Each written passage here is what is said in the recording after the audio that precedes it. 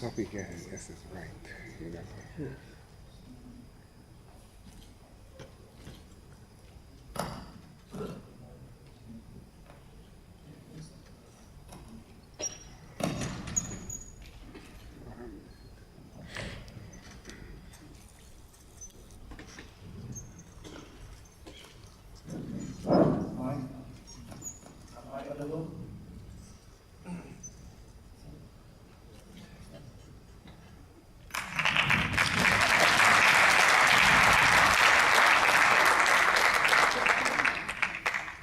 Ago, I was not interested in the work of Brian Tracy, Stephen Covey, or Zig Ziglar. Mr. Tupac, fellow friends, good evening. Good evening. I was much more interested in complaining, criticizing, and comparing. But all that changed back at the beginning of 2008 when I learned an extraordinary lesson. A lesson that changed my life, and it might change yours. Have you ever been frustrated for something for years? Do you know what was the thing that I was frustrated from? No. Then let's go. I was driving back home after a long, exhausted day, not willing to talk or walk. If you were there, you would have seen me finally at home, stretching out on a sofa, flipping on that 728 channels. Nothing was attracting me until I spotted one of the storytellers that I love to listen to. And here is what he said. There were 10 years old kids going to the mosque to study the Holy Quran. But the scholar was always late. The first day, he was late for 15 minutes. So they waited and they accepted the fact. The second day, he was delayed for 30 minutes. So they waited and they accepted the fact. The third day, he was late for 45 minutes.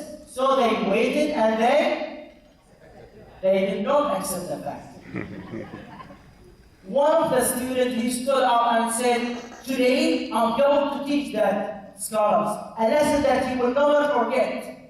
The other student, he jumped up and said, yes, we have to tell him a lesson. The other student, he jumped up and said, I don't know what you are talking about, but we have to give him a lesson. You know, it only takes a spark to light a fire. But by the time the scholars came in, there was a big silence in the mosque, like there was nobody exist. You know how sometimes people, they become brave behind closed doors. Everyone was silent except one. The brave student who stood up and said, sir, please, don't come late again and respect our time. Everyone was looking to the scholar's reaction.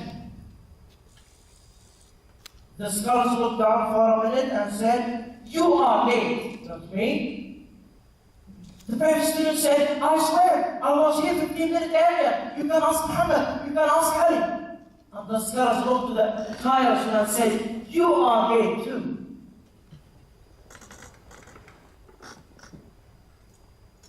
Everyone was surprised by the scholar's reaction. But the scholar's reaction did not end up there. He stretched his hand toward that brave student. And as he stretched his hand, as the TV commercial began, raise your hand if you have ever been discovered by a TV commercial.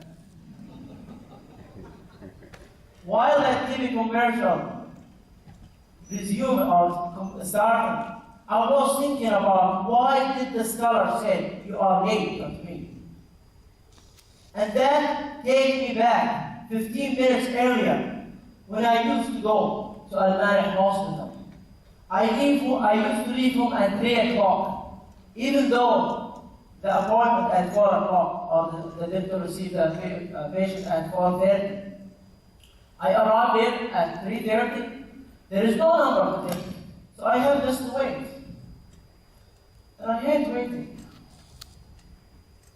And when the receptionist arrived at 4 o'clock, I asked him eagerly to bring my file. And I have to wait again. And I hate waiting. I wish that I was born in USA. So at least we'll have a good hospital system. Then we don't have that anything. So I wait. It's become 6:30. And I hate waiting. Don't you agree waiting is boring? And I wait. What? The doctor will not come? He will go directly to the surgery? What about my waiting? You see why I hate that experience? The commercial break completed, and the story resumed, and I still have that question. Why did the scholar say, you are late, not me? And as the scholar stretched out his hand, he put it gently on that brave student and looked at him with his wise eyes and said, when I was in your age, and when my great scholars come late after solving a community problem, I utilized that time and I memorized 12 chapters of the Holy Quran. You see why you are late? Because your waiting time is not a wasting time. Ladies and gentlemen, which one are you? The one who reads or the one who doesn't? For years I was complaining about that bad hospital system. And I found that I wasted years of my life just waiting. Now, 5 years later and many books, you hardly see me walking without a book. When most people they have to wait in a long line, they said, oh no, not another long line. But when I have to wait in a long line, I said, oh great, that's mean I have to wait. That's mean I have to eat.